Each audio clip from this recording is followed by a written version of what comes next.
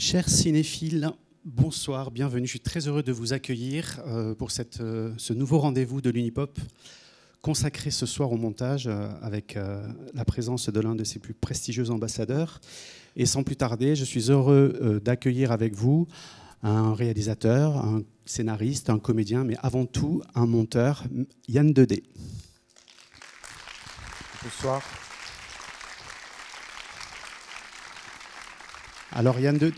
Bonsoir, merci. Bienvenue, je suis très heureux. Alors on se tutoie, on s'est rencontrés il y a peu, mais on se tutoie. Je suis très heureux de t'accueillir ici à Pessac. Merci. Alors tu devais venir il y a une année, on va dire, un rendez-vous qui a pas pu avoir lieu l'an dernier. Alors c'était bon, on sait tout ce qui s'est passé, c'était compliqué. Et je me souviens que c'était à peu près la même période de l'année. On avait reçu l'équipe du film Nora Martyr-Ossian pour Si le vent tombe avec Grégoire Collin. Et quand j'ai dit à Grégoire Collin, Yann Dedé devait être là hier soir, il me dit ah mais Yann Dedé c'est une école de montage à lui tout seul. J'ai monté qu'un film avec lui, malheureusement, c'est Nénette et Bonnie. Ouais. Mais j'ai adoré Le vent tombe, et vraiment c'est un acteur extraordinaire pour moi. Et donc tu es là ce soir parce qu'aussi tu as une actualité littéraire, si j'ose dire, avec ce livre écrit avec Julien Suodo, écrit à quatre mains, qui s'appelle Le spectateur zéro, conversation sur le montage. Est-ce que tu peux nous dire pourquoi tu as eu envie de faire ce livre aujourd'hui ? Est-ce que c'est par envie de... Alors je précise que le livre a eu un prix accordé par le syndicat de la critique de cinéma. Il est prix du meilleur ouvrage de cinéma pour l'année 2020, ce qui est assez prestigieux. Et pourquoi est-ce que tu as eu envie aujourd'hui de faire ce livre avec Julien Suodo ? D'où c'est venu ? Alors l'envie est surtout venue de Julien, parce que moi j'aurais jamais osé en quelque sorte. Moi, le premier livre que j'ai écrit, c'est sur un film particulier qui est Passe-Montagne de Jean-François Stévenin, qui est malheureusement disparu fin juillet de cette année. Et donc j'ai besoin moi de quelque chose à admirer, de quelqu'un surtout, ou un cinéma à admirer pour me lancer. Ça a mis 38 ans pour écrire Le Lapin, après le tournage de Passe-Montagne, mais voilà, je fonctionne comme ça. Et là, j'aurais jamais osé faire le tour de tous les grands cinéastes avec qui j'ai travaillé, et avec d'autres moins prestigieux, etc. Et c'est Julien donc, que je connaissais depuis Cannes 2001 où j'avais projeté mon film Le pays du chien qui chante, dont il avait fait le dossier de presse. Et puis on est devenus très amis. J'ai monté un film qui est un documentaire qu'il a fait, etc. Et puis un jour, voilà, il m'a dit si on faisait Le Lapin, mais pour tous les films que tu as montés. Voilà. Moi, je n'ai pas osé y croire au début. Et puis ça s'est fait peu à peu. Comme il est professeur à Philadelphie aux États-Unis, je suis allé une fois aux États-Unis. Une fois, il est venu à Avignon avec sa classe. Donc je l'ai suivi. On a continué ce travail en voyant pas mal de films ensemble, quelquefois chacun de son côté, etc. Et puis après, on a fini, ça a mis 7 ans quand même, on a fini le livre en renvoi de balles par mail pendant 2 ans, 3 ans, les 2-3 dernières années, en enrichissant, en posant des questions. Lui, il posait des questions de plus en plus, moi j'approfondissais, et plus les souvenirs remontaient, comme c'est souvent le cas dans ces cas-là, plus il y en a qui remontaient encore. Donc il y a un moment où c'était un peu sans fin, donc on a mis le mot fin, on a arrêté. Bon, mais de ces souvenirs, on va en parler dans un moment. On regarde d'abord un premier extrait de film, on se retrouve tout de suite après. Voilà.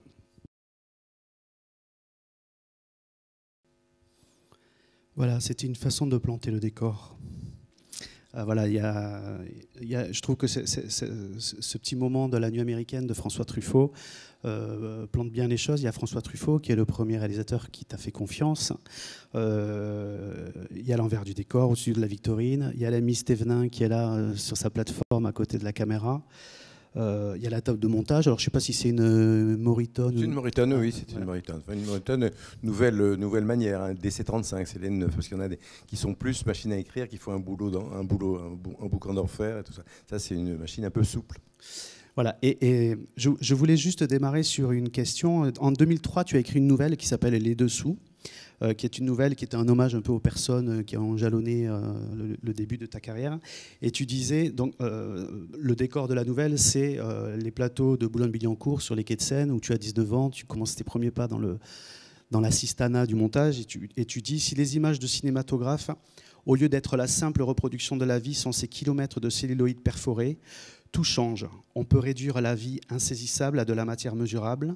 On peut la modeler, la réduire, l'allonger, en changer la forme, le sens. Cette découverte va bouleverser comme on dit dans les livres sur les grandes découvertes, non pas le monde, mais mon monde. Est-ce que le montage, pour toi, ça a été une affaire de révélation ? Oui, oui, ça a été une affaire de révélation, mais en deux temps, parce que ce Billancourt, il est venu en deux temps. La seconde femme de mon père était Marie-Joseph Yoyotte, grande monteuse des 400 coups et de films de Cocteau. Et elle m'a emmené un jour, quand elle montait La Guerre des boutons, elle m'a emmené au studio de Billancourt pour la première fois de ma vie. Et donc j'ai vu une séquence de La Guerre des boutons sur cette vieille machine dont je parlais tout à l'heure, qui est une Mauritane, mais qui claque. C'est une vieille machine, comme une machine à coups de Singer, un peu. Et moi, j'étais complètement fasciné. Je ne regardais pas tellement les enfants là, qui se battaient, qui enlevaient leurs boutons, mais je regardais la machine, la pellicule image et la pellicule son qui glissaient dans les roues, et puis ces espèces de cons qui étaient des haut-parleurs qui dévidaient un son assez nasillard. Ça, j'étais très intéressé par la machine.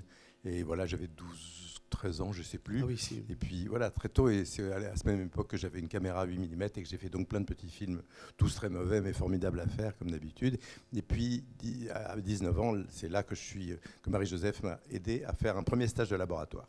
Et là, tout a commencé parce que la matière a continué. J'ai continué à être fasciné par la matière. Effectivement, cette idée que les idées sont mesurable sur un bout de pellicule qui fait ça, c'est-à-dire 2 secondes et demie, ça m'a complètement...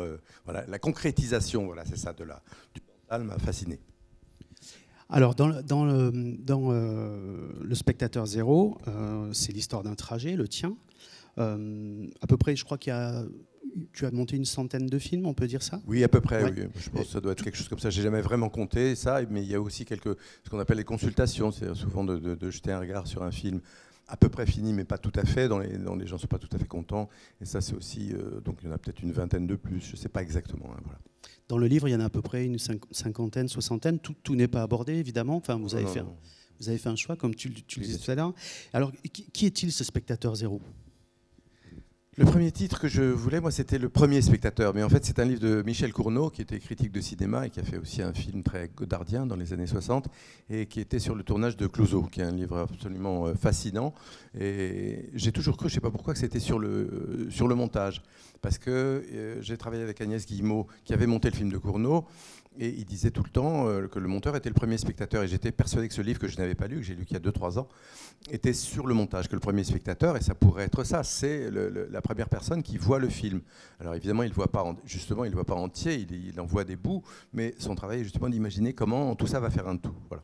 Et puis, donc, un titre est en prime, même si on a le droit, j'aime pas du tout les titres doubles, enfin, qu'il y a 2 choses différentes. Et le même titre, et c'est Julien qui a trouvé Le Spectateur Zéro. C'est pas mal parce que ça repasse encore derrière d'une certaine façon. Le monteur, il est peut-être aussi spectateur au point zéro, c'est-à-dire au scénario, disons, qui n'est pas le point zéro d'ailleurs, qui est le point plus 1 déjà. Enfin, c'est trop compliqué si on décrypte jusqu'à tout ce qu'il y a avant. Mais voilà, c'est quand même partir, pas d'un zéro véritable, mais c'est là où le travail commence. Voilà, c'est ça, ce zéro, c'est ça.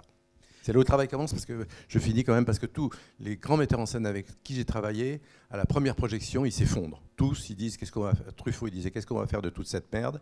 Puis là, il sortait et il disait, bon, c'est vraiment... Non, mais c'est... Ce qui est un très très bon point de départ, c'est de penser que ce qu'on fait, c'est mauvais, et donc on va passer son temps à l'améliorer, c'est assez extraordinaire. Donc ce zéro, il réfère un peu à ça aussi. Un premier montage, c'est zéro. Il faut travailler maintenant. Ça veut dire que vous partez des rushs, mais vous partez aussi on peut dire, de directives du réalisateur ?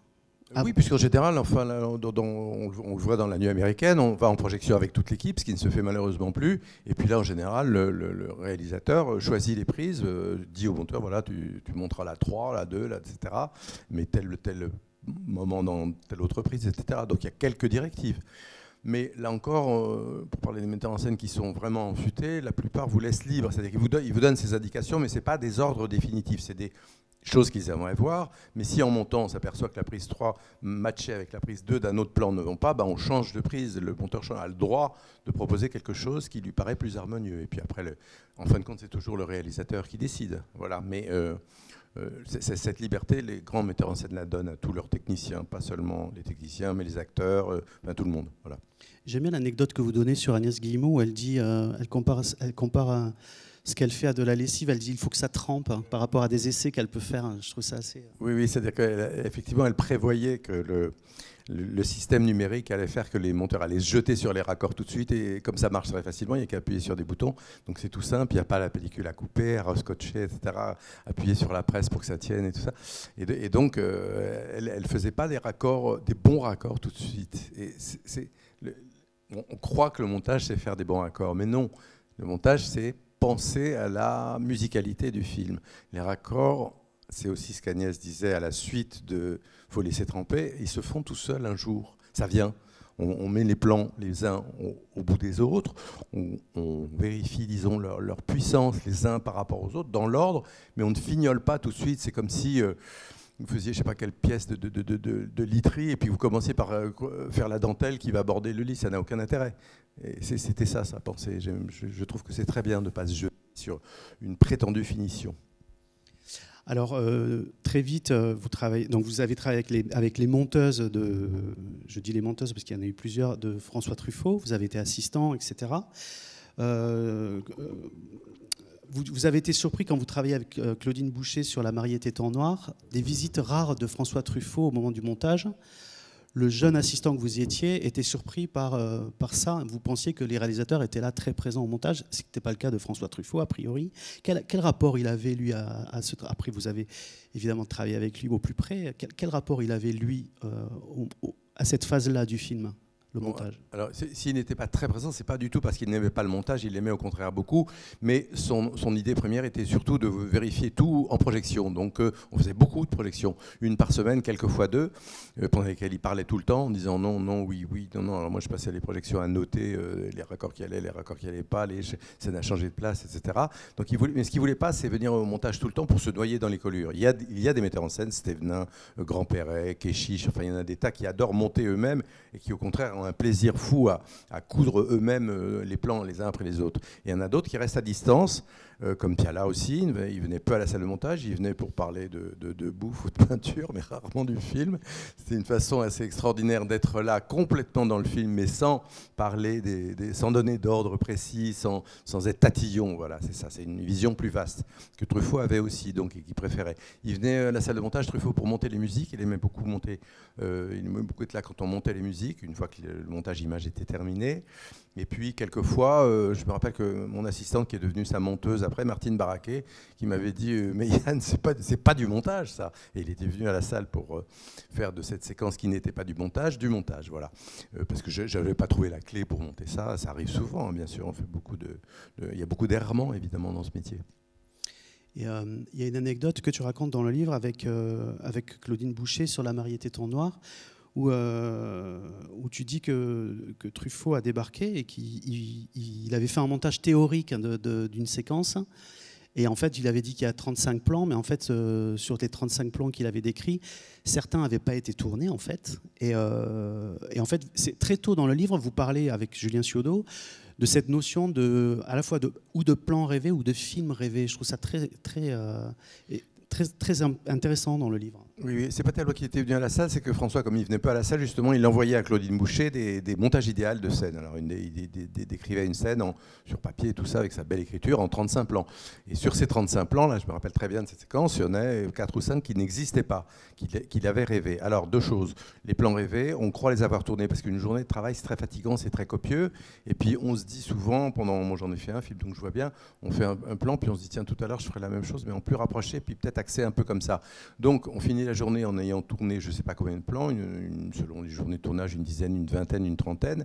Mais souvent, on peut rentrer chez soi en se disant est-ce que j'ai bien tourné, ou au contraire. Et après, au montage, on se dit mais François nous disait mais c'est obligé, j'ai forcément tourné ce plan-là. Et il n'y était pas. Donc, à ce moment-là, ce qu'il fallait faire, c'est trouver quelque chose d'équivalent, qui n'était pas le plan dont il avait rêvé, qu'il croyait avoir tourné, mais quelque chose, souvent grâce à un trucage, de resserrer un plan ou de lui faire certains trucages pour qu'il ait l'air autrement que le plan déjà monté. C'est le même plan, si vous voulez, mais légèrement transformé, grossi ou quelque chose comme ça.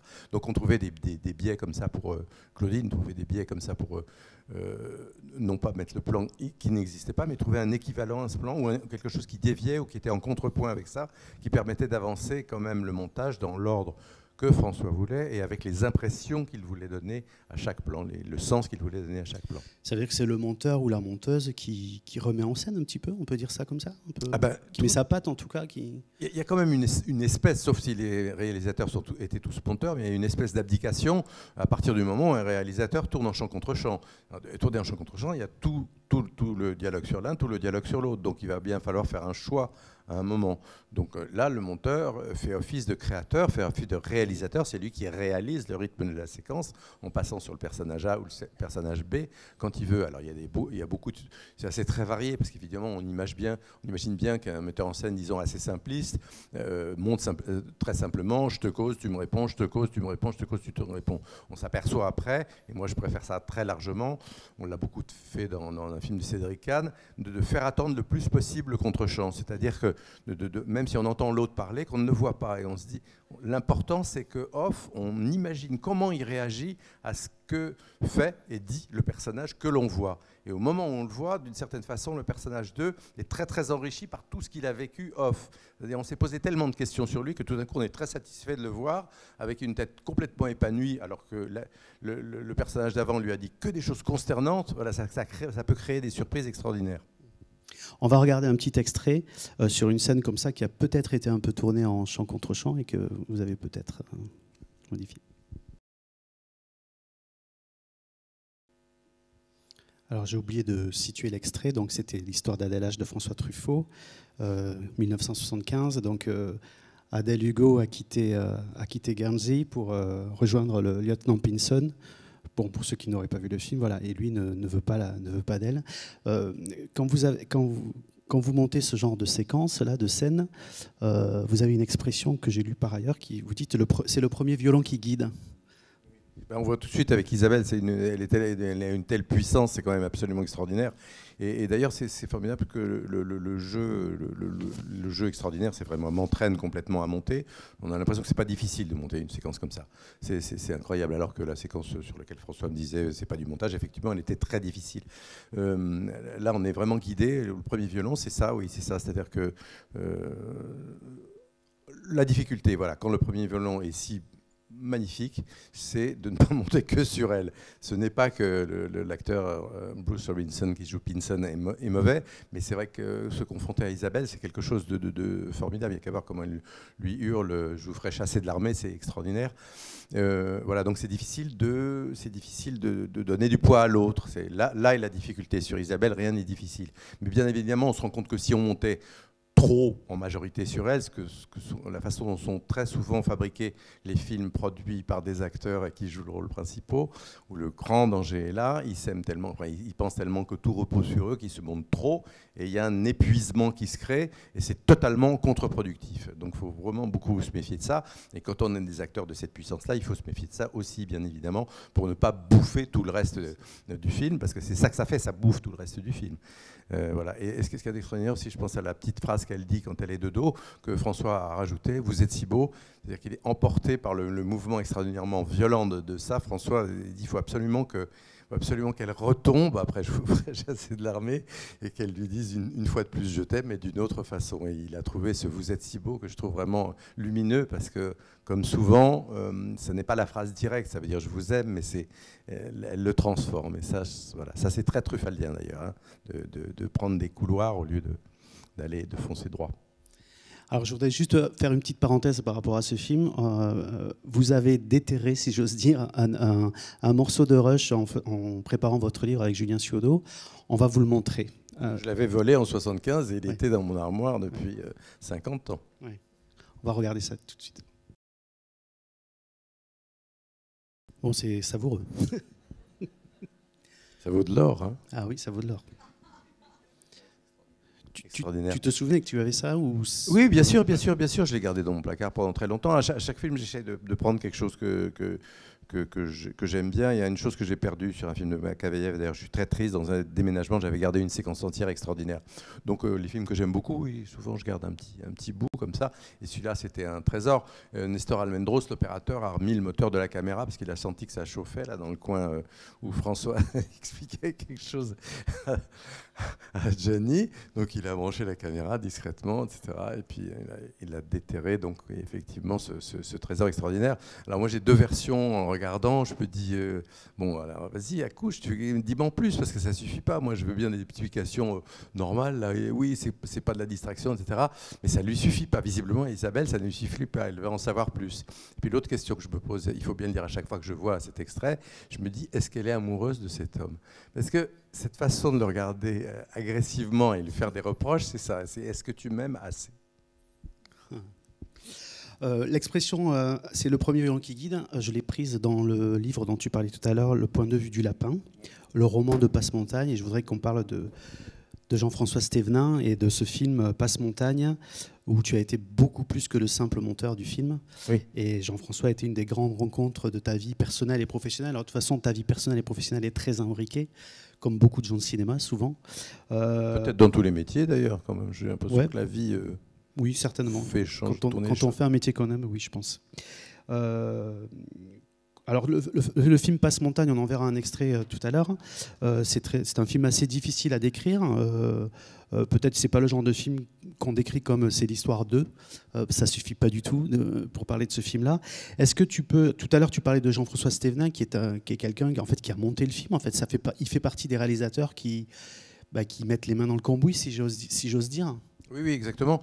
C'est le contraire de Truffaut pour ça. Alors Jean-François avait tourné Passe-Montagne en pratiquement tout en plan séquence, hein, en très grand plan, extrêmement bien calculé, magnifique, qui partait d'un endroit, circulait et puis arrivait à un autre ou sur un autre personnage et qui dessinait comme ça une espèce de trajet, je dirais pas psychologique, mais surtout géographique et tout ça, mais qui quand même justement avait une influence sur la psychologie des personnages, voilà, modifiait les choses. Et puis on a monté le film avec tous les plans à peu près tels quels, un premier montage assez large comme ça qui on appelle ça un ours, c'est ça moi j'appelle ça un premier montage parce que j'aime pas les termes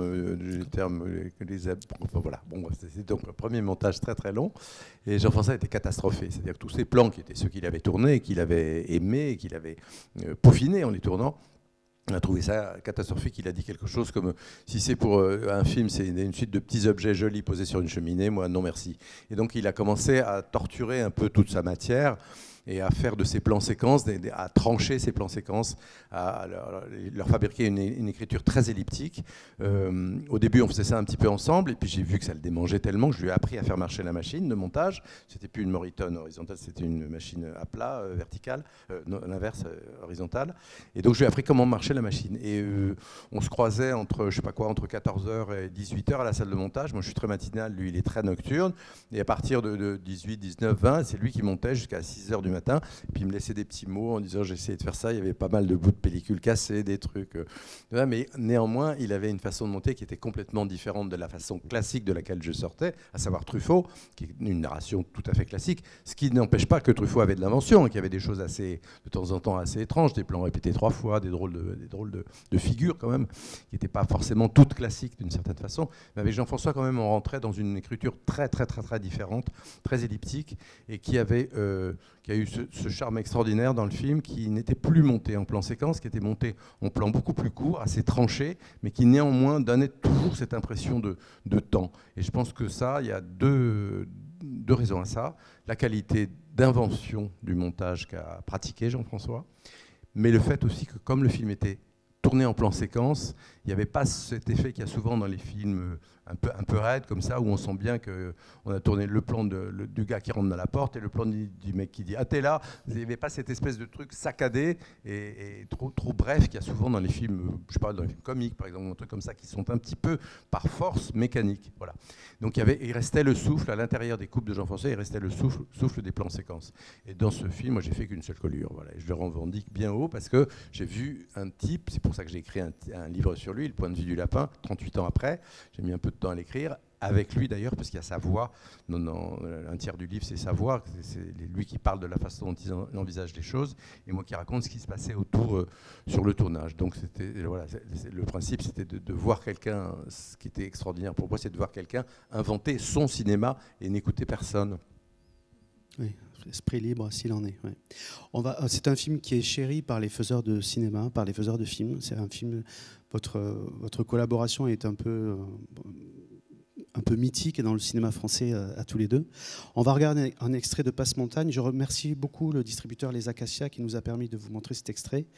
Voilà, et puis on va regarder et écouter aussi, parce que le travail sur le son est assez extraordinaire, malgré le fait que ce soit du son mono à l'époque. Ouais. J'imagine que c'est plein de souvenirs pour vous, oui. pour toi. L'histoire, le film, j'ai pas trop situé l'extrait, excusez-moi. C'est l'histoire de deux personnages. Le personnage joué par Jacques Villeray, qui est un peu une déviation dans la vie de l'autre personnage, qui se retrouve un peu mêlé à son Jura natal. C'est ça, c'est un peu deux alter ego, un plutôt de la ville, un plutôt de la campagne. Et la rencontre voilà, crée quelque chose voilà, ils se demandent s'ils n'ont pas quelque chose à faire ensemble. Et du coup, ils font une espèce de projet. Ils appellent ça un avion ou un oiseau qu'ils construiraient dans la forêt, en bois, dans une combe magique, etc. Ils ont des projets de gamins rêveurs, en fait. D'ailleurs, une des définitions du film par Jean-François, c'est l'histoire de deux gars qui marchent vers la quarantaine à reculons. Voilà, c'est un petit peu ça. C'est des gamins de 40 ans, c'est des ados de 40 ans. Et donc, c'est une histoire qui va s'avérer sans suite, mais c'est le trajet qui est vraiment intéressant, cette rencontre, encore une fois, d'espèces d'alter ego, mais qui en fait n'en sont pas, et de la difficulté je dirais, d'un coup de foudre, d'un coup d'amitié soudain, on ne sait pas pourquoi. Mais justement, ce on ne sait pas pourquoi est très important. Donc c'est un film extrêmement rare. Jean-François Sténin a réalisé 3 films. Il fera ensuite Double Messieurs en 1986, que tu monteras également. Oui. Et puis Mishka en 2002. Mais là, en 2002, tu ne le monteras pas puisque tu réaliseras un film toi-même. Je suis en train de faire un film avec cette séquence du chien qui chante, qui m'a fait penser, là encore j'ai mis 25 ans à faire ça, c'est comme le roman 38 ans, qui m'a fait penser que j'aimais beaucoup le Japon à l'époque et qu'un musicologue japonais bien sûr, voyant cette séquence-là à Tokyo, courrait dans le Jura pour retrouver ce chien qui chante. Voilà, c'est parti de là mon scénario. C'est-à-dire qu'en fait, c'est tourné très exactement sur tout le territoire de Passe-Montagne, mais avec des Japonais. Et là, l'étranger au pays, c'est pas Jacques Villeray et avec Stéven qui est garagiste dans le coin. Là, c'est les deux Japonais qui viennent en espèce de mission dans le Jura. Et qui rencontrent d'ailleurs beaucoup des mêmes gens qu'on voit là dans la séquence de bistrot, d'un village qui s'appelle Les Pierres, qui comporte principalement 3 familles, une de 9 enfants, une de 10, une de 11, et dont j'ai pris un paquet, 2 parce que c'est des gens vraiment extraordinaires pour jouer dans mon film, dont 2 surtout qui en sont les deux héros jurassiens en face des 2 héros japonais. Truffaut a qualifié le film de baroquerie forestière. Oui, Passe-Montagne, il a dit baroquerie forestière. Oui, il a vu ça, puis il est sorti de projection. On l'avait invité, évidemment, et il nous a dit c'est pas du tout mon style, mais c'est vraiment un film. Voilà, c'est une baroquerie forestière. Du coup, on a souhaité, à l'époque, il y avait Pariscope qui paraissait avec un truc qui s'appelait classement par genre, comédie dramatique, comédie, etc. Donc on s'est dit on va téléphoner à Pariscope qui mettent une série spéciale baroquerie forestière. Et alors, on va parler on va pas parler de tous les réalisateurs avec qui tu as travaillé, parce que on en prend certains emblématiques. Et Maurice Pialat en est un, évidemment, où tu as monté 5 de ses films, peut-être 6. Si on parle du Garçu qui a été remonté, si j'ose dire. Oui, enfin, en fait, pas vraiment. Non. On avait prévu de le remonter, et puis ça s'est pas vraiment fait, parce qu'il est mort sur ses entrefaits, etc. Et donc, en 1980, tu vas monter Loulou. Alors, il y a quelque chose qui m'a intrigué dans ce que j'ai lu dans le livre, où tu dis s'il m'appelle alors, c'est aussi parce qu'il commence à considérer que le montage pendant le tournage et le montage après le tournage sont 2 processus de fabrication différents. Exit Martine Giordano, donc la monteuse qui était là. Exit Martine Giordano, la monteuse de tournage. Ça veut dire que... Est-ce que tu peux nous expliquer qu'est-ce que c'est qu'être un monteur d'après-tournage? Bon, c'est l'impression que j'ai eue, c'est une analyse que j'ai faite, puisque 4 des 5 films de Piala que j'ai montés, je suis arrivé après le tournage, et il a viré la monteuse du tournage. Donc j'en ai déduit qu'il y a quelque chose, il y a deux choses. Peut-être il a envie de travailler avec un homme au montage, il avait travaillé très longtemps avec sa compagne Arlette Langman, qui scénarisait et montait ses films. Et puis, donc, à partir d'un moment, après Martine Giordano, il a commencé donc à les écarter au moment où le tournage se finissait. Donc, j'ai eu l'impression deux choses, peut-être travailler avec un homme, et puis que la façon dont on monte pendant le tournage n'est pas du tout la même. Enfin, pour lui, pouvait pas être considéré de la même façon qu'une fois tout le matériel tourné. C'est comme si une fois tout le matériel est tourné, bon, il n'y a plus rien à faire, on ne peut plus avoir de matière, donc on monte avec ce qu'il y a. Donc, d'une certaine façon, il faut un autre point de vue sur ce matériel entièrement tourné. Parce que moi, j'ai monté très souvent des films pendant les Truffaut, etc., pendant les tournages. Et effectivement, le premier jour, il vous arrive la séquence 53. Puis le deuxième jour, c'est la 12. Et le troisième jour, on reçoit la séquence 1 et puis la fin du film. Donc, c'est assez une espèce de pulse qu'il faut construire. Et bien évidemment, ce qui est très étrange quand on voit le film en projection après, c'est qu'on se souvient par cœur de la séquence 53, puisque c'est la première qu'on a montée, et puis dégressivement un peu moins des autres voilà. Et donc je pense que ce genre de réflexion a pu l'amener, je ne sais pas s'il l'a eu comme je l'ai là, mais d'une façon ou d'une autre, à se dire, voilà, c'est quand même une autre étape. Là, maintenant, on a toute la terre glaise, tout est là, on fait avec ça. Donc, d'une certaine façon, on oublie le tournage, contrairement à beaucoup de réalisateurs qui pleurent sur leur tournage pendant tout le montage en disant « mais j'avais fait tel plan, mais je voulais que… » mais tout, ils mettent tout ça au passé en plus. Ce qui est absolument dramatique, parce que moi, je leur explique à chaque fois que le montage, c'est le futur du film et surtout pas leur passé. Et donc, regretter des plans qu'on n'a pas tournés, regretter des plans qu'on coupe, qui ont coûté très cher ou beaucoup de… etc., ça n'a aucun intérêt, parce que seul compte la fluidité et la linéarité du film. Voilà, donc je pense que c'est pour ça que Piala… Voilà, une autre étape. Et ça t'est arrivé d'assister au tournage? Non, j'aime pas du tout ça parce que les scènes où j'ai assisté au tournage, je les monte beaucoup moins facilement parce que c'est pas facile à comprendre. Le cinéma, c'est ça, hein, c'est cadré, c'est coupé dans l'espace et puis le son, il est directionnel sur les acteurs. Quand on est sur un plateau de tournage, on entend les mecs qui rigolent derrière en attendant l'heure du déjeuner. On voit à 180 degrés, c'est-à-dire il y en a d'autres cachés derrière des caisses, des mecs qui rampent pour apporter un accessoire par en dessous à un acteur. Donc c'est vraiment la foire d'empoigne, c'est du cirque, quoi. Un plateau de tournage, c'est monstrueux, c'est complètement ridicule. D'ailleurs, ça vous fait rire, c'est normal, c'est vraiment comme ça. Et donc, quand on voit ça, on peut pas très sérieusement travailler au montage après, je trouve. Enfin, en tout cas, ça empêche de voir le film concentré, même si on ne voit que ce qui a été choisi par la mise en scène, le cadre. Et alors, comment ça se passe avec Maurice Piala? On dit que ces tournages sont compliqués et ces montages le sont aussi. La confrontation fait partie de ton métier, tu le dis souvent, que ça fait partie, c'est roboratif, tu trouves ça roboratif et aidant? Il est très exigeant, donc forcément il est casse-pied, il asticote et tout ça. C'est comme quand François me disait mais Yann, c'est pas du montage ça. Il ne lâchera jamais le morceau, hein. C'est un truc qui va pas, ça ne va pas. Il y a des scènes que j'ai remontées 60 fois, elles ont fini à la poubelle, dont une dans Van Gogh que j'adore, où Gachet nageait dans la rivière devant l'île où il y a les prostituées, etc. Donc ce qu'il y a de formidable avec lui, c'est que c'est l'homme des regrets, mais en fait, il coupe très facilement. Tout ce qui n'est pas à la hauteur, pour lui, il le coupe très facilement. Alors ça se passe comment? Ça se passe… il n'est pas souvent là, lui non plus, mais il adhère très facilement, il adhère très vite aux choses qui sont senties. Alors, senties, pas senties, évidemment, on peut discuter de ça, mais la preuve en est qu'une séquence que sa femme et mon assistante avaient montée sur Van Gogh, une longue séquence de 5 minutes d'un déjeuner, tout ça, il dit c'est pas mal, mais on va la donner à Yann pour que ce soit un peu plus sérieux. Donc il me l'a donné, j'ai un peu rafistolé la séquence, j'ai un peu nettoyé, j'ai fait des raccords un peu plus comme il faut, des machins comme ça. Il a vu la séquence, il a dit non, vraiment c'est pas la peine. On garde le brut, voilà. Et ça fait penser à un autre réalisateur dont on va peut-être parler. Ça remarche. Il y a ce même genre d'expression, mais lui, c'est Philippe, il dit quelquefois non, tu ne montes pas plus, on garde le brouillon.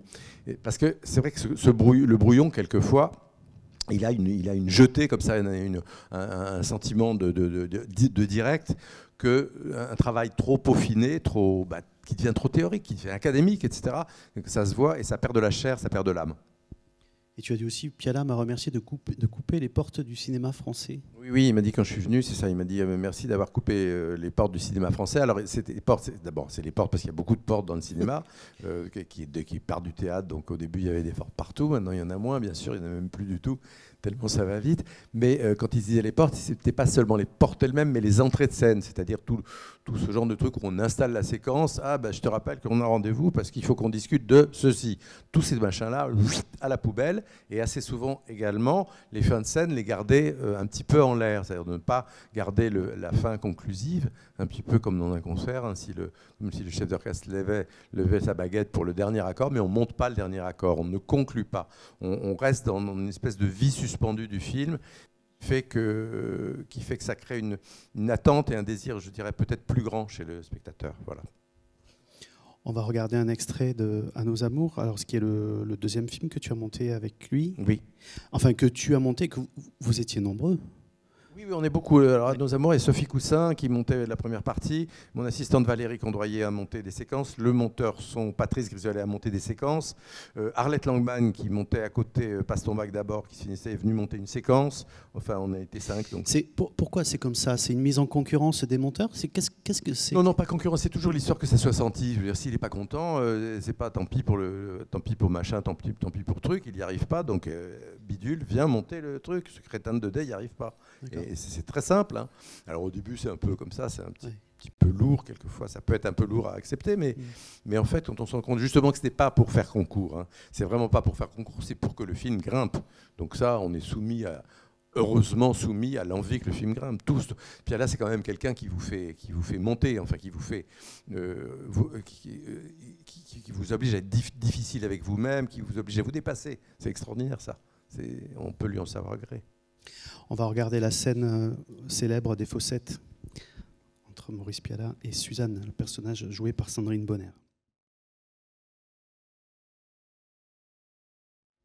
On parlait de premier violon. Oui, la grâce, hein, la grâce. Il l'avait dit d'ailleurs au César, il a dit « Je suis ici par la grâce d'une interprète ». C'est exactement ça, hein. C'est magique, oui. Puis c'est magique, d'autant plus que c'est le réalisateur qui parle à l'actrice, qui l'a déniché. Le père qui parle à la fille, et puis voilà, c'est très multiple, quoi. C'est vraiment très agréable de voir ça. À propos de À nos amours, tu as dit une phrase qui m'a intrigué, tu dis « un monteur s'arrête difficilement ». Oui, ça, moi, c'est toujours le cas sur tous les films. Oui, c'est vrai que je me souviens souvent de l'avant-dernière projection ou de choses qu'on a coupées. Je m'en souviens toujours, pas en pensant au film parce que c'est des séquences que j'aimais beaucoup, ou parce que aussi, comme on voit un film une cinquantaine de fois pendant un temps de montage qui peut varier de 3 à 6 mois, quelque chose comme ça, on se souvient de beaucoup plus que la version finale qu'on voit 3-4 fois, une fois au mixage, une fois quand ça sort, etc. Mais comme on a 49 projections derrière qui sont parties un peu dans tous les sens, quelquefois avec des séquences qui ont été remontées entièrement différentes, d'autres qui ont disparu, d'autres qui ont été retournées, bref, une multiplicité de choses. Un film, c'est plusieurs films d'une certaine façon. Et moi, je suis toujours en train de travailler sur les films que j'ai montés et que j'ai aimés, bien sûr.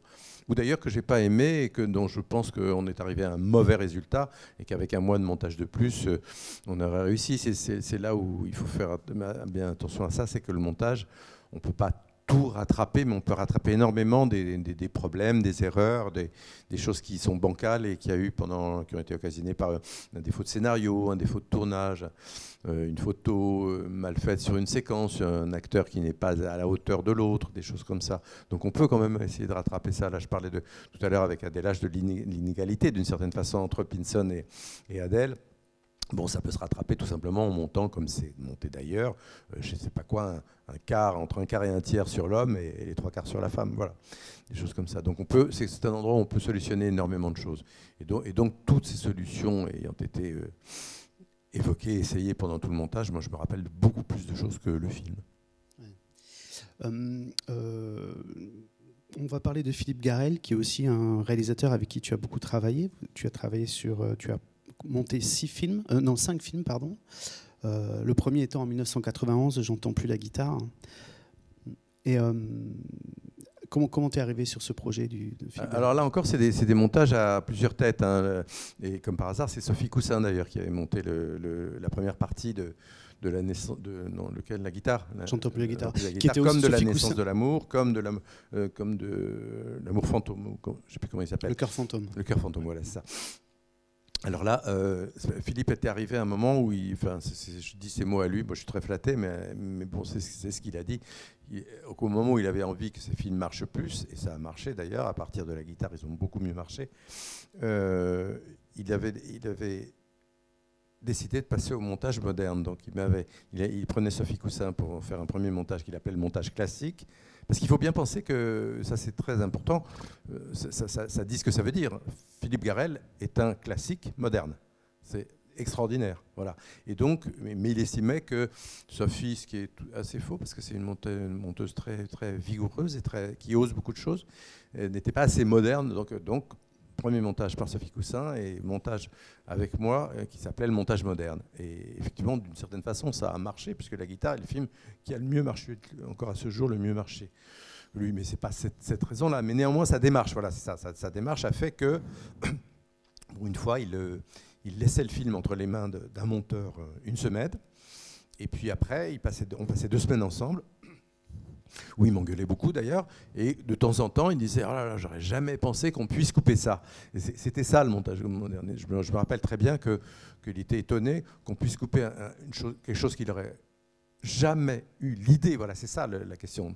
Et donc cet autre monteur peut avoir l'idée de ne pas respecter ce qu'a fait le premier monteur ou le réalisateur, et donc proposer une solution qui, une fois sur 12, s'avérera bonne.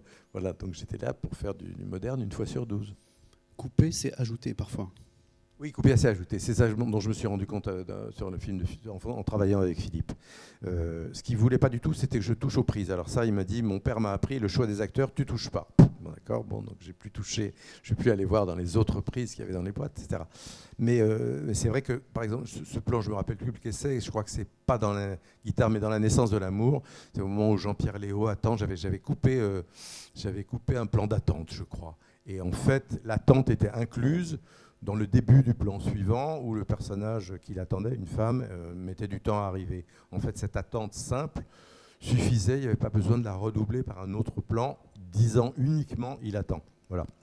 Et donc, effectivement, c'était ajouté. C'était ajouté, pourquoi ? Parce qu'en fait, je vais dire une chose qui va vous paraître un peu bête, mais le plan que j'ai coupé, il existait toujours. Il existait dans le début du plan 2, et il existait comme impression, parce que du plan précédent, le plan d'attente, au plan où il attendait légèrement, ça suffisait largement à remplir le fait qu'il avait attendu 1h30, ou très longtemps, beaucoup plus que le temps réel de l'écran, qui était quelque chose comme 6 secondes.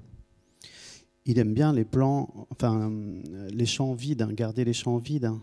Oui, les champs vides. Et puis, comme par hasard, évidemment, les champs vides sont assez vivants. L'ombre des personnages met longtemps à sortir, ou quelquefois, c'est même le cadreur qui bouge encore légèrement et éventuellement ne se fixe pas. C'est-à-dire que Philippe tourne d'une telle façon, son idéal, c'est une prise. Hein. Donc, tout le monde est sur le grill. Pas le droit à l'erreur du tout, on ne cogne pas le cadre contre le perchman, ni la perche contre le cadre et machin, tout ça.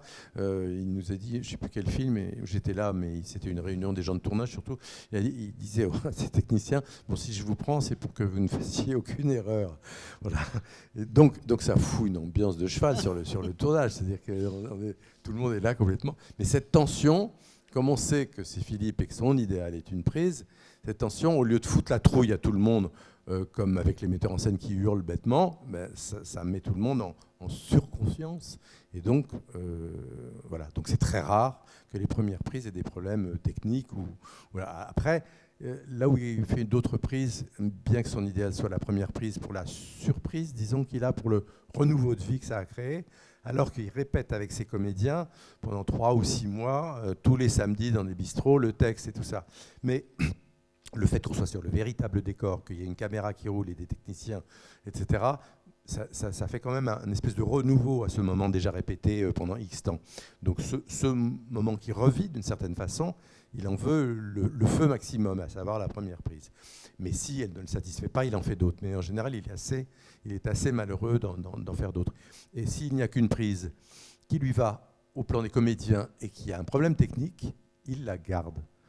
Aucun micro dans le champ, aucun choc à la caméra, rien ne le fera changer d'avis sur une prise qui est bonne pour les comédiens. En ce sens, on peut dire qu'il ressemble un peu à Maurice Pialat. Il y a un grand, il y a pas mal. Ben, je disais tout à l'heure le brouillon et puis tout ça. C'est cette façon de voir les choses effectivement qui sont jetées, c'est-à-dire faire un cinéma qui est leur conception de la vie, enfin leur façon de voir la vie et de la filmer est différente, mais néanmoins que ça brûle par de la vie plus que par de la fabrication de cinéma. Alors j'aimerais qu'on regarde un court extrait de J'entends plus la guitare, hein, avec Benoît Régent qui joue Gérard, l'alter ego du réalisateur, parce qu'en fait les films de Philippe Garrel sont toujours très, j'allais dire autobiographique, je ne sais pas si c'est le bon terme, en tout cas très... En tout cas, tous les personnages sont lui, hein, c'est ça. Il appelle ça le roman familial. Hein. Donc c'est un roman, donc c'est de la création littéraire, artistique, etc. Mais c'est également familial, c'est lui et ses enfants, enfin, enfin, c'est des biographies réécrites, recréées. Mais c'est vrai que tous les personnages sont joués par Philippe. Ce qui est assez formidable, c'est quand c'est des gens qui, dans la vie, ne lui ressemblent pas du tout. Par exemple, Louis Rego, il a fait jouer Louis Rego dans Le Cœur fantôme. C'est extraordinaire à quel point Louis Rego, qui est loin du personnage que Philippe dans la vie, je ne parle même pas du type physique, etc., et à quel point il est Philippe dans le film. Donc là, on va voir un extrait dans lequel l'actrice néerlandaise Johanna Terster, pardon pour mon accent, joue le personnage... Van der Stege. Stege, d'accord, merci. Joue le personnage de Marianne, qui est un personnage inspiré par Nico, qui a vécu et qui a travaillé avec Philippe Garrel. Et donc c'est un film encore très, très personnel où là on a un extrait où Gérard consomme en cachette la moitié de la dose pour laquelle Marianne en manque, donc il se drogue, lui avait donné son argent. Donc on regarde ça. Merci au film de La Talente pour ça. C'est bien quand on voit les films, parce que là je viens de comprendre quelque chose que je n'avais pas compris en le montant. Enfin, pas compris comme ça, c'est que quand il dit tu serais déjà morte, on se dit s'il finit toutes les doses d'héroïne et ne lui en ramène pas trop, c'est pour la préserver elle. C'est quand même formidable, surtout une séquence où il lui dit tu viens de trouver la meilleure définition de l'amour, quand elle lui dit ça chauffe et ça défonce, etc. Il y a un autre moment qui m'a marqué où là tu dis que tu n'avais pas vu ça, c'est avec Nénette et Bonnie. Je ne vais pas nommer, hein, disons. Ouais. C'est avec Nénette et Bonnie de Claire Denis, où il y a une séquence où tu as dit que clairement il y avait un sens du film, malgré le fait que tu aies monté le film, qui t'avait peut-être échappé. Sûrement échappé, oui, ouais. J'avais pas compris que... Oui, bien sûr, je ne vais pas le dire pour les gens qui vont le voir, je vais leur laisser une surprise. Ouais. Mais c'est vrai que je n'avais pas compris un élément souterrain et essentiel du film. J'avais compris, j'avais perçu une souffrance, mais je ne l'avais pas, pareil, je n'avais pas nommé. Et pour une raison ou autre, je crois que l'acteur, j'étais pas sensible à lui ou quelque chose comme ça. Donc c'est dangereux d'être monteur parce qu'on a des affects et ces affects peuvent aller contre le film. Donc c'est vraiment un métier dangereux, je trouve, pour les metteurs en scène, d'avoir des monteurs. D'ailleurs, je me souviens à un colloque sur le montage avec cet acteur extraordinaire qui s'appelle Tim Roth. Et on avait je sais pas, peu importe où c'était, et donc on demandait à chacun, il y avait 3-4 personnes, dont moi et 2 réalisateurs, ce qu'était le montage, et Tim Roth a dit une catastrophe. Voilà. Et parce que probablement il avait dû se faire, parce que ça arrive, on aime tellement les films quand on monte trop quelquefois, pas par volonté de mal faire, mais on essaie de posséder le film en quelque sorte. On se prend d'amour pour lui et ça devient, on a envie que ça soit à soi. Donc c'est dangereux, hein. Encore une fois, je le répète. Hein. Et donc Tim Roth avait dû avoir cette expérience terrible d'avoir un premier monteur qui devait avoir une envie de possession trop énorme sur le film et lui dire c'est comme ça qu'il faut faire, c'est comme ça qu'il faut faire. Et donc pour lui, ça avait été une catastrophe. Et je ne sais pas comment ça s'est fini, s'il a changé de monteur ou s'il a fini en montant tout seul, enfin entre guillemets tout seul. Je pense que ça serait plutôt ça la solution parce que c'est un type vraiment très très intelligent. Et son premier film, tu vois comment il s'appelle? C'est magnifique, c'est une histoire d'inceste qui se passe sur des plages, dans des bunkers et tout ça, c'est extraordinaire. Je m'en souviens plus du titre, mais si vous avez la chance de voir un jour le premier film de Tim Roth, allez-y, c'est extraordinaire. Et on parlait de Claire Denis, le fait de monter avec des réalisatrices femmes, est-ce que ça change quelque chose dans l'exercice ou pas? Pour moi, ça change parce que Julien a remarqué, parce que je savais, mais là encore une fois que je n'avais pas nommé, il m'a dit c'est marrant parce que tu as monté 5 films de quelques hommes et tout ça, et il n'y a qu'un seul film par femme. C'est vrai que je pense que les rapports sont plus compliqués. Enfin, pour moi, en tout cas, je suis peut-être un peu coq, un peu trop quelque chose.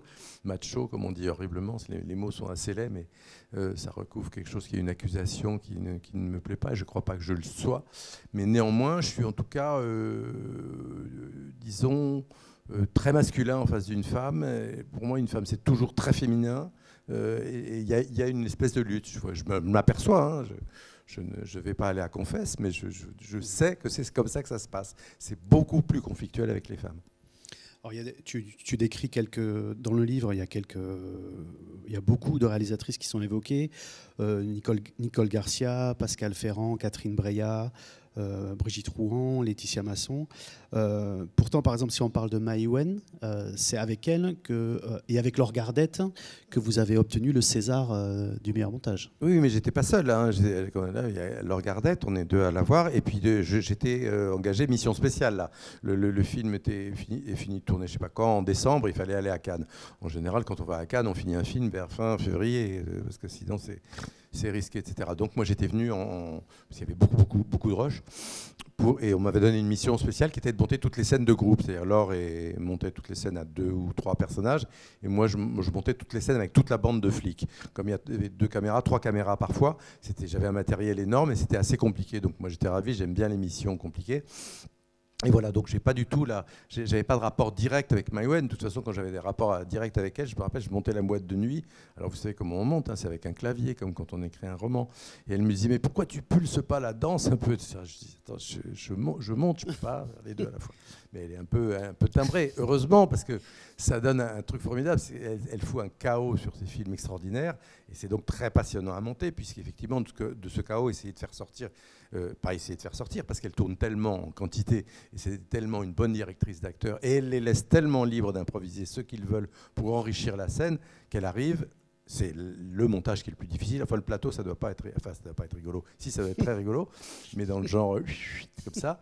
Et le montage, c'est quand même, on est un peu plus calme, justement, on est à une table, alors, sauf s'il y a la folingue qui vous dit danse donc pendant qu'il monte. Voilà, on arrive à quelque chose de réfléchi quand même, au bout du compte. Et tu m'as fait perdre le fil. Oui, je vais passer la parole à la salle parce que je ne voudrais pas frustrer les gens. Juste par rapport tu parlais de clavier là, avec le numérique. Est-ce que ça, toi, tu as vécu le passage au numérique de plein fouet. Enfin voilà. Comment tu as vécu ça? Maintenant, ça va très bien, mais franchement, c'était 5 ans de souffrance horrible. Hein. C'est-à-dire, quand je vous disais tout à l'heure, ça, je sais que ça fait 2 secondes et demie, de ma tête à là, etc. Quand on a une appréciation de la matière filmique comme quelque chose qui est la traduction concrète de la vie, voilà, des pensées, des machins, des longueurs, c'est très concret. Les bobines ont un poids, 10 minutes de film, ça pèse 5,50 kg, voilà, des choses comme ça. Et tout d'un coup, on est asservi à un machin qui vous dit... Et en plus, le machin qui est totalement humiliant, chaque fois qu'on appuie sur un bouton, il se met à la fin de ce qu'on a fait. Il ne monte même pas le raccord qu'on vient de faire, mais il se met à la fin du plan déjà raccordé, donc le raccord suivant à faire. Et vas-y, pauvre con, continue. Voilà, on est vraiment dans une situation, mais totalement humiliante. C'est vrai. Donc les premières années, pour moi, ça a été atroce. Donc je faisais manipuler mes assistants. Et puis peu à peu, je m'y suis mis... puisque la publicité sur ces trucs-là, il y a milliards de possibilités, on peut tout faire. J'ai demandé à mes assistants de virer toutes les possibilités. Alors moi, c'est plus faible, plus fort, à droite, à gauche, en haut, en bas, vert ou rouge. Voilà, tout ça. Et une fois que j'ai eu simplifié ces horreurs monstrueuses qui ne correspondent à rien qu'à faire les pieds au mur au lieu de s'occuper de choses sérieuses, là, j'ai pu commencer à travailler sur le numérique. Alors, on va peut-être prendre des questions dans la salle à Pessac, et puis n'hésitez pas, dans les autres cinémas, à nous envoyer un SMS. Le numéro s'inscrit sur l'écran si vous avez des questions. Profitez-en.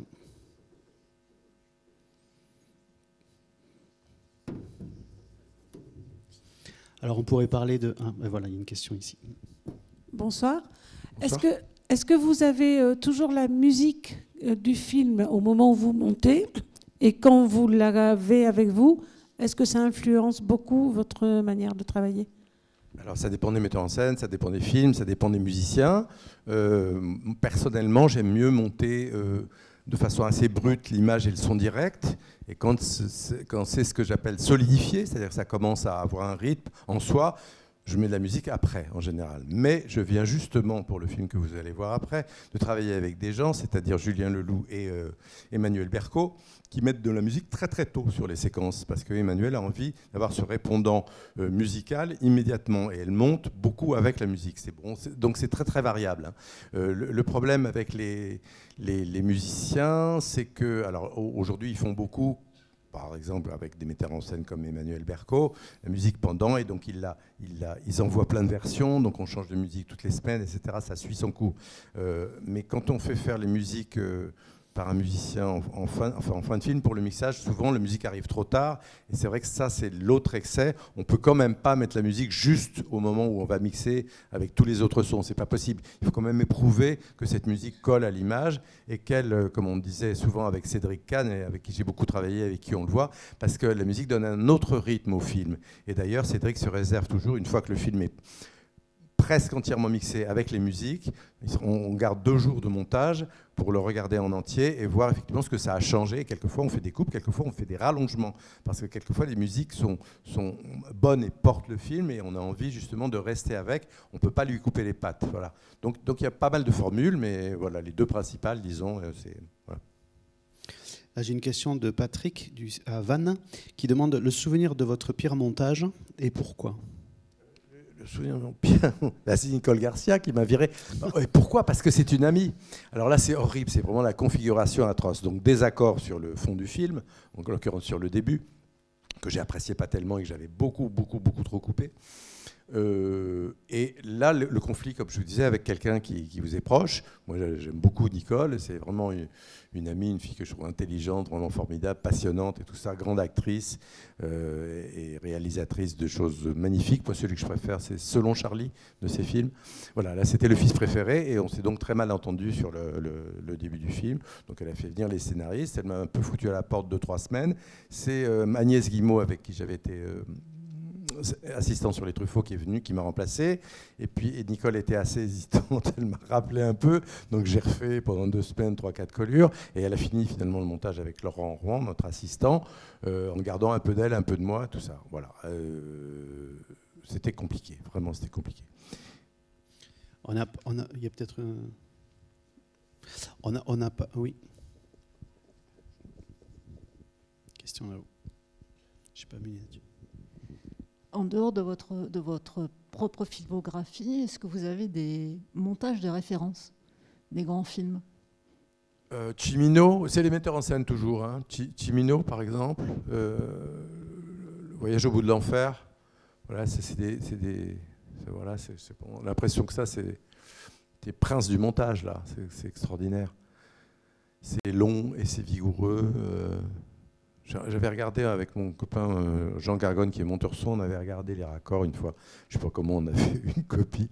On avait regardé les raccords, et contrairement à ce qu'on pense, les raccords ne sont pas faits dans le mouvement pour que ça aille très vite et que les raccords glissent et qu'on ne les voit pas. Au contraire, il y a très souvent, très souvent, une petite pause ou à la fin du plan qui s'en va ou du plan qui arrive. C'est assez miraculeux à voir ça. Voilà. Bon, je pense à lui, il y en a d'autres hein, sûrement, mais... lui, c'est le premier qui me vient. Et monter alors, on appelle ça les films du milieu en France, hein, les films dans lesquels tu as excellé.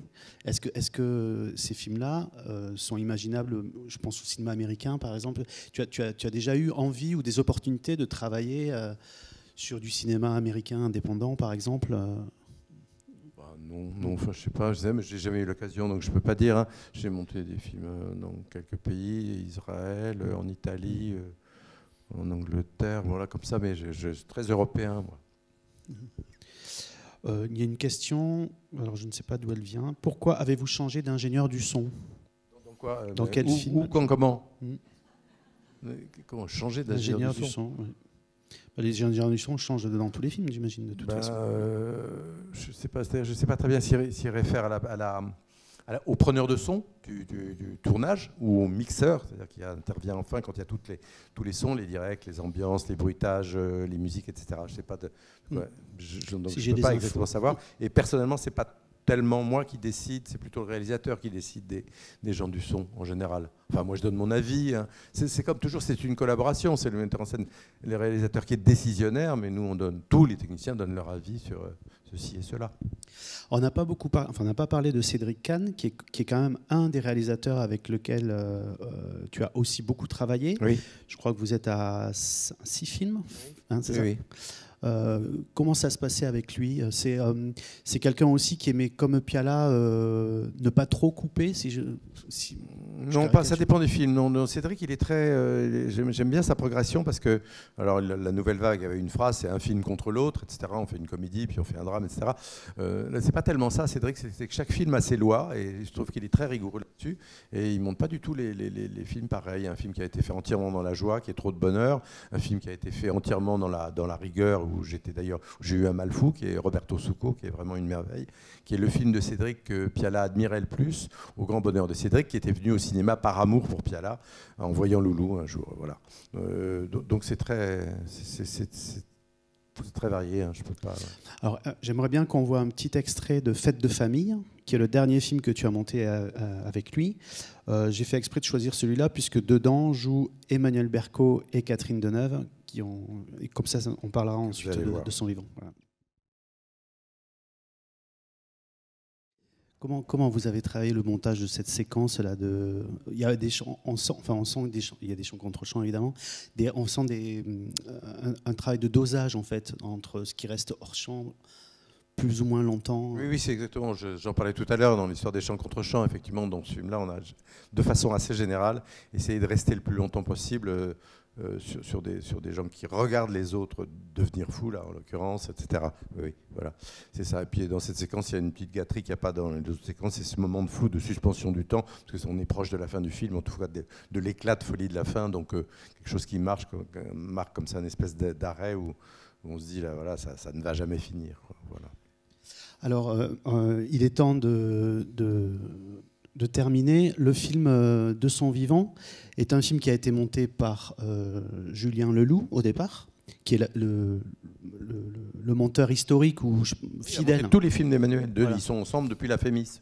Moi, il m'avait même appelé, c'est pour ça d'ailleurs que je suis revenu 30 ans après, il m'avait même appelé pour le film de fin d'études d'Emmanuel à La Fémis, ils prennent des intervenants pour juger, donner des conseils sur les films. Donc je les connais depuis 30 ans. Et puis j'étais ravi qu'ils m'appellent pour des raisons, encore une fois, canoises, qui ont été détruites avec la Covid, évidemment. Mais c'était pareil, un film qui finissait de tourner en décembre, janvier. Et donc il fallait être 2 pour finir de le monter. Et Menel avait dit peut-être, de toute façon, elle n'aurait pas laissé aller le film à Cannes si elle n'en était pas contente. Et puis le Covid, etc. Et puis l'accident de Deneuve qui s'est rétabli. Et puis retournage, etc. C'était une complication terrible. Donc je ne suis pas resté tout le temps jusqu'au bout avec eux, quand il n'y a plus besoin de moi pour des rapidité. Je suis parti, mais j'ai suivi toutes les projections avec eux. Donc j'ai continué le travail d'une certaine façon, en étant proche d'eux. Et le film a été montré en séance spéciale au dernier festival de Cannes, avec une séance très émouvante, puisque c'était un peu le retour... Le retour de Deneuve, tout ça, ça a beaucoup marqué. Puis le film est magnifique et très émouvant, vous allez voir. Et puis puis les 2 autres acteurs, Cécile de France et Benoît Magimel. Tout ça, voilà, très fort. Voilà. Merci beaucoup Yann Dedé. C'était un plaisir, merci à vous. Merci beaucoup. Vous êtes précieux au cinéma. Merci. Merci. Tu es précieux.